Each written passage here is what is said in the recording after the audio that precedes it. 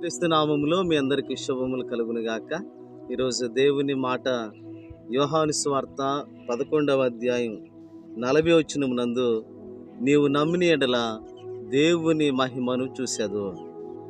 నీవు నమ్మిన ఎడల దేవుని మహిమ చూస్తావు. ఇక్కడ ప్రత్యేకంగా ఆనాడు లాజరు బ్రతికించబడ్డాన్ని యేసుక్రీస్తు వారు ప్రస్తావిస్తూ ఉన్నాడు.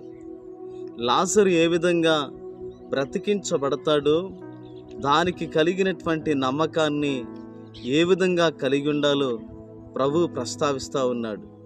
కాబట్టి దేవుని మహిమ మీ కుటుంబంలో ప్రకాశించబడాలి. ఏ విధంగా దేవుడు లాజర్ని తిరిగి లేపాడో, ఆ విధంగా యేసుక్రీస్తు వారు మిమ్ములను ఆయన తిరిగి బ్రతికించేవాడు. మీకు ఆయన జీవాన్ని ఇచ్చేవాడు. నీవు నమ్మిన ఎడల దేవుని కార్యాలు నిశ్చయంగా నువ్వు చూస్తావు. నీ కుటుంబంలో వస్తున్న శోధనల నుండి, కష్టాల నుండి, శ్రమల నుండి, వేదన నుండి దేవుడు నీకు విజయాన్నిస్తాడు. నమ్మండి, దేవుడు నమ్మదగినవాడు. ఆయన నమ్మకమైన కార్యాలు మీ పట్ల చేసేవాడు.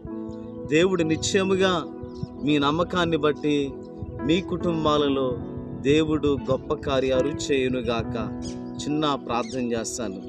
అత్యంత ప్రేమ కనికరం గల మా యేసయ్య, మీ ప్రశస్తమైన నామానికి స్తోత్రాలు.